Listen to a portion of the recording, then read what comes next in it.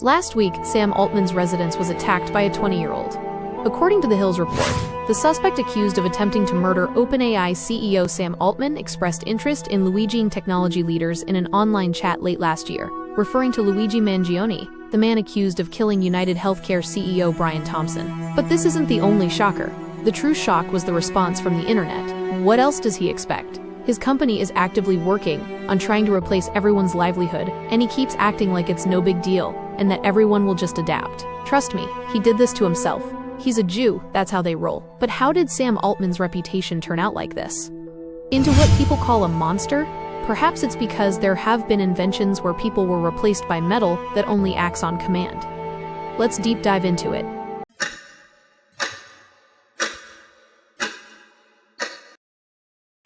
On November 30th, 2022, OpenAI releases the generative artificial intelligence chatbot ChatGPT to the public. The chatbot, more sophisticated than popular predecessors found in Apple's Siri, Amazon's Alexa, and Google Assistant, soon sets records as the fastest-growing technology product in history. Your computer suddenly had life without a soul. This was something revolutionary. People all across the globe were shocked by what the technology has become. Medical scientists hoped for better medicine, the military hoped for fewer men lost in war, and even business owners suddenly had an answer for understaffed and underfunded projects. This was the peak of AI, but something was off. Anyway, for now, everything seems good. AI is powerful enough to help you, but not smart enough to replace you. The world was moving forward and accepting AI, but then, in 2024, something changed. Sam Altman, the man who built OpenAI to what it is now, was fired as CEO of OpenAI on November 17, 2023, when the company's board of directors ousted him effective immediately. The board cited that Altman was, quote, not consistently candid in his communications, and stated they no longer had confidence in his ability to lead the company. But this wasn't the headline. The headline was that the market was flooded. Google, Microsoft, Anthropic, the giants had arrived with their own models. For a startup like OpenAI, the logical move was to squeeze every dollar out of the user.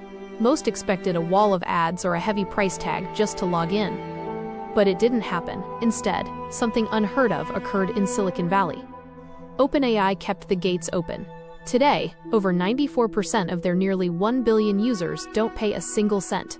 They use the most advanced intelligence ever created for free. No ads, no tracking, no hidden fees. To keep this free world running, OpenAI is projected to lose $14 billion this year alone. They aren't hoarding profit. They are burning it to ensure that intelligence isn't just for the elite. Behind the soulless machine is a team that prioritized the user experience over the revenue report. In a world of corporate greed, that isn't just a business move, it's remarkable. He is so generous, why do they want him dead? In April 2026, the anger reached a breaking point. At 3:45 a.m., a 20-year-old man named Daniel Moreno Gama approached Sam Altman's home. He wasn't there for an interview. He was there to throw a Molotov cocktail. Moreno Gama was carrying a manifesto titled, Your Last Warning. He didn't just hate Sam. He saw Altman as the face of an impending extinction, the creator of a machine that would render the human race obsolete.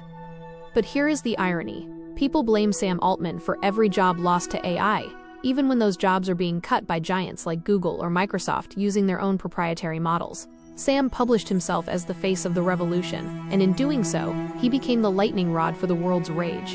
The firebomb at his gate wasn't just a crime. It was a symptom of a society pushed way too far to the edge. People are too scared of change. But if you ask me, I think this was meant to happen. Yes, AI is taking jobs, but we're forgetting a simple truth. AI needs humanity as much as humanity needs AI. With global fertility rates hitting record lows and the workforce shrinking, the world isn't just accepting a new technology, it's calling for a revolution. The AI revolution is the only thing standing between us and a total civilizational collapse. Many will suffer in the transition. But if you were sitting in the high chair, looking at the data, looking at the survival of the species, you'd look toward the greater good too. Because in the end, it's not about the jobs we lose. It's about the future we can't afford to let die.